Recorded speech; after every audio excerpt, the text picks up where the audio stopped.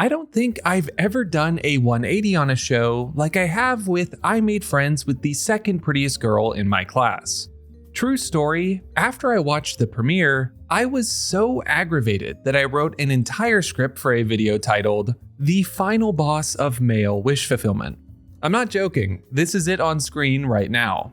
I just felt that maybe more than any other show I'd seen, the protagonist did literally nothing, and then suddenly the love interest is practically banging down his door to love him and fix his life. Boy, am I glad I didn't make that video, because while the premise may have been somewhat cliche or convenient, this anime has used that as merely a launching pad for what's turning into a stellar season of romance.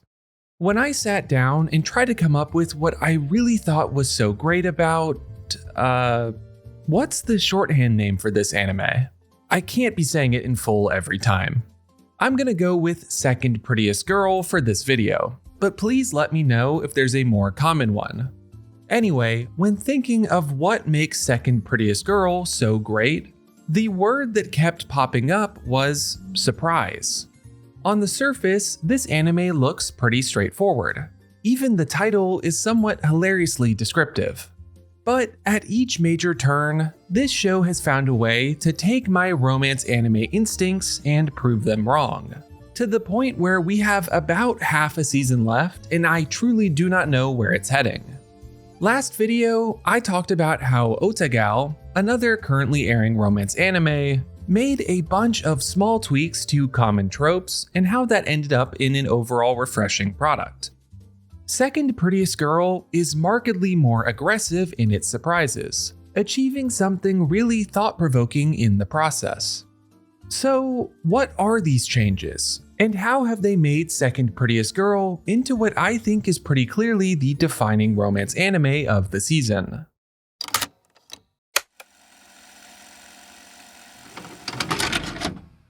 The biggest surprise of this show has to be how open the communication is between the main couple. Take it from me, who is nearly 100 videos deep into a romance anime YouTube channel, this is not how the shy guy, popular girl trope is supposed to go. Maki is supposed to be a stuttering, sweaty mess at all times as Umi teases and flirts with him. But no. Even from the start, Maki is able to actually express himself with his words, and doesn't become a puddle if Umi touches him. I cannot stress how pleasant of a surprise this is. It makes Maki more present in the world in general, able to act and react into everything that's going on, rather than devolving into long internal monologues. I also think it contributes massively to his likability. Even if some convenient fate pushes him close to people like Umi and Yu, his ability to speak up makes him a good friend, someone that you can understand why they like him. In some ways, he is the most emotionally intelligent person in the show, and that is a really cool change of pace. When Umi is at her lowest, Maki is able to step up and be there for her. He does that by listening, expressing his own feelings, and productively problem solving. There's no over-the-top show of heroism, just honesty and understanding. The others in this show also benefit from this thoughtfulness. They're not all perfect or able to say the right thing at the right time whenever they want. But when it's time for change, they're going to use their words. Yu speaks up for Maki when the entire class is being mean to him, and also is the one that insists that our main couple does not take a break for her sake. Umi, on the other hand, can be more secretive of her true feelings, but is never reticent with Maki. She teases him plenty, but is hardly subtle with her affections as well. And Nozomu, our newest character, is perhaps a bit too forward with what he puts into words. But even in his case, he's learning to move forward through conversation with Maki. Leaning on dialogue like this without losing pace or tension is no small feat. Speaking of pace and tension, another gargantuan surprise of Second Prettiest Girl has to be how quickly the confession came from Umi. If ever a romance anime seemed prime for faffing about the entirety of the first season, before eventually getting to a confession in the finale, it was this one. Introvert protagonist with popular love interest, as well as shades of a potential love triangle, is a chemical grade formula for dragging things out. But thanks to the communication I mentioned earlier, the relationship between Umi and Maki grows smoothly and naturally before reaching a confession. And the love triangle with Yu that gets strongly alluded to? Yeah, that just turns out to be a nice boost panel for Umi and Maki's affections. It's just so peak. I never realized how much all of the pointless miscommunications and artificial plot roadblocks detracted from the actual relationship until that 5th episode tossed all the tropes out the window. In like 3 minutes, we get 5 different developments between Umi and Maki that would take multiple weeks to happen in another romance anime. And we even get a confession to top it all off. Maybe even more than just being sweet and satisfying, this makes the rest of the season infinitely more exciting. We're striking out into the unknown in a sense here.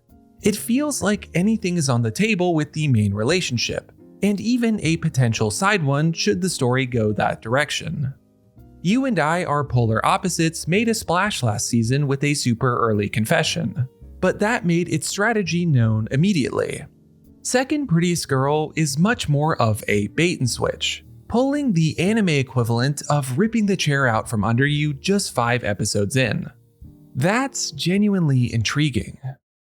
I made friends with the second prettiest girl in my class has been relishing the opportunity to set up expectations and then prove them wrong at every turn.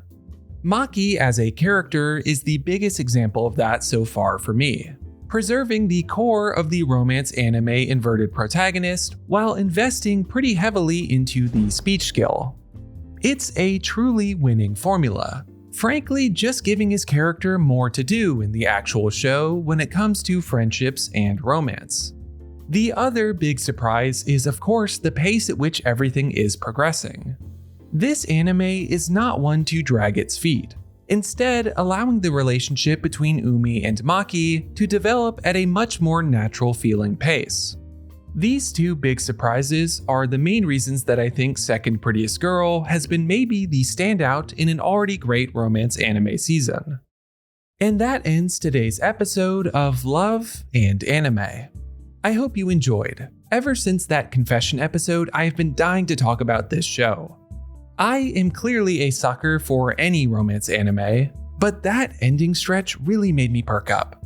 And even the aftermath has kept up the momentum, not afraid to keep pushing Maki and Umi together and the sparks flying. If it keeps it up for the whole season, this could end up ranking really highly for me personally.